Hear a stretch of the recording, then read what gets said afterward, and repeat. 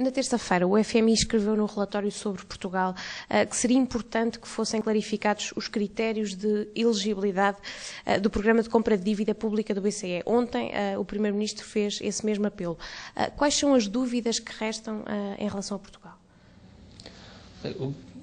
Parece que o BCE está a fazer um bocado a quadratura do círculo. Ou seja, o BCE não quer intervir na dívida portuguesa porque Portugal ainda não está no mercado de dívida de médio prazo. Todavia, com os atuais níveis de taxa de juros, também não existem condições para que haja emissões que possam ser sustentáveis pela economia portuguesa e eu diria mesmo por qualquer economia desenvolvida. É verdade, também neste momento não estava previsto que Portugal estivesse nos mercados, mas estes processos devem ser graduais e não abruptos, nem com calendários pré-estabelecidos suficientemente demasiado rígidos. Sob pena de ficarmos nas mãos dos criadores quando necessitássemos efetivamente de realizar as emissões. Posto isto, se o BCE confia efetivamente no processo de ajustamento português, para o qual tem contribuído enquanto membro da Troika, então a consequência deve apresentar-se nos mercados a comprar dívida portuguesa e colocando ou pressionando as yields para que possam estar em níveis que possam ser atrativos para que o Tesouro Português se apresente nos mercados realizando emissões. E diga-se que essa intervenção não é especialmente difícil no mercado de dívida portuguesa porque é um mercado que neste momento não tem uma liquidez muito elevada. Significa que, havendo um agente a comprar de uma forma mais ou menos massiva a dívida pública, supostamente terá um impacto superior ao normal sobre os preços e logo sobre as yields. Refira-se que, por outro lado, que o BCE ou a Troika, no seu conjunto, tem algumas culpas relativamente a alguns insucessos do programa de ajustamento português, nomeadamente do que diz respeito à desalavancagem do sistema bancário português, contribuindo para algum crédito de crunch. É óbvio que o sistema bancário português estava extremamente alavancado, mas os próprios bancos teriam, per si, interesse na desalavancagem num contexto de recessão. Forçar o processo, como fez a Troika, foi um erro. Eles próprios agora admitiram e fizeram exatamente o contrário do que, por exemplo, fez a Reserva Federal nos Estados Unidos em 2008, 2009, em que, para evitar um crédito de crunch, tiveram diversas medidas, entre as quais conceder crédito às empresas diretamente comprando papel comercial. Ou seja, e aqui o processo de alavancagem que foi ordenado, entre aspas, pela Troika, ele, per si, veio provocar foi um crédito de crunch, não, mais ou menos intenso, mas certamente que há algum crédito de crunch. Basta falar com algumas empresas e perceber que, de facto, havia empresas que estão a ser racionadas no crédito e essa é, digamos, a definição do crédito de crunch. Portanto, sobre este ponto, seria importante realmente que o BCE esclarecesse quais são os critérios. Exatamente. Em relação à Grécia, houve esta semana uma reunião do Eurogrupo que durou mais de 11 horas e, de facto, não houve nenhuma conclusão em relação a uma solução para a Grécia. O que eu lhe perguntava é por onde é que pode passar esta solução? É difícil que a solução não passe por um maior envolvimento dos parceiros europeus. E é provável que a solução seja, digamos, mais um misto de diversas soluções do que uma solução única. Uma das soluções que tem que se colocar seria um perdão por parte do setor oficial, ou seja, por parte dos países europeus da dívida grega, da mesma forma que aconteceu com o setor privado.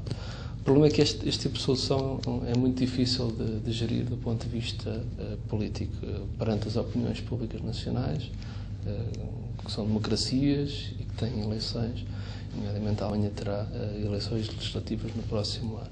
É uma solução que está para já afastada. Sim, eu diria que sim, até porque há outras soluções que poderão no futuro vir a consubstanciar-se nesta solução, mas que no imediato não são esta solução.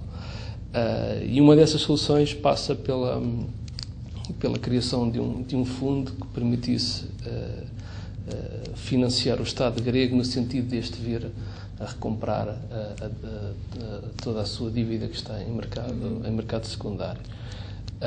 Que iria comprar, obviamente, a um preço inferior ao valor nominal, que as cotações neste momento são inferiores ao valor nominal. Ou seja, haveria então aí uma redução do estoque da dívida grega. Parece uma solução simples, mas obviamente tem um grande problema. Tem um problema que a maior parte da dívida grega depois passará a estar nesse fundo que seria financiado pelos países europeus. Ou seja, haveria um aumento da exposição de todos os países à dívida grega. Parte desse fundo poderia ser alimentado pelos lucros que o BCE tem tido nas compras da dívida grega, e essa, de facto, uma das propostas consiste exatamente da transferência desses lucros, e obviamente era mais efetivo que fosse para este tipo de fundos, provavelmente para reverter diretamente para o Estado grego.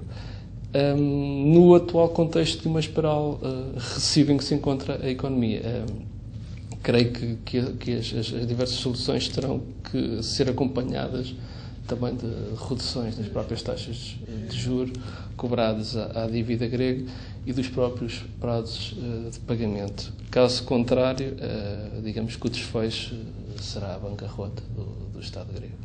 E se a Grécia, de facto, conseguir essa redução de juros e prolongamento dos prazos, isso pode beneficiar, por exemplo, Portugal, que pode conseguir condições também mais benéficas? Sim, creio que sim. É importante que haja alguma justiça no processo. Também é verdade que tenta-se que o caso grego seja uma exceção. Um caso isolado. Exatamente, que seja um caso isolado, o que significa que não é líquido que haja depois uma generalização de todas as condições da Grécia para os outros dois países, nomeadamente Portugal e Espanha. Agora, parece-me que, havendo alguma flexibilização para a Grécia, possa também haver uma maior flexibilização do programa português. E a questão dos prazos é importante, nomeadamente maiores períodos de carência e um maior prazo para o pagamento da dívida. Porque o tempo nestes processos de ajustamento são fundamentais, é fundamental. E parte do sucesso do programa português tem a ver com a velocidade com que algumas coisas foram feitas e com algumas medidas, digamos, cegas que foram tomadas pela pressão do tempo. O que significa que tudo o que seja para alargar prazos acaba por beneficiar o próprio processo de consolidação em si. Relativamente à redução das taxas de juros, digamos que é legítimo que Portugal peça uma redução. Não ao FMI, mas aos parceiros europeus. Não ao FMI porquê? Porque muitos dos membros do FMI, a maior parte dos membros são países em desenvolvimento, pagam taxas de juros pela sua dívida superiores à que nós estamos neste momento a pagar no âmbito do nosso processo de ajustamento. O que significa, do ponto de vista moral, digamos que não seria uma solução justa, exatamente, para esses países. Já relativamente à parte do pagamento que vem dos nossos parceiros europeus, aí acho que seria justo haver essa redução. Nós temos que pensar que, face a um ano atrás, as yields da dívida alemã, que são a referência, estavam mais elevadas e houve uma redução dessas yields. Logo, se fizéssemos a extrapolação, podíamos também ter aqui uma redução das próprias taxas pagas por Portugal aos fundos europeus, no fundo, para repor esse spread que existia originalmente. E, obviamente, que isto beneficiaria o processo de ajustamento português e a própria trajetória do déficit e da própria dívida portuguesa.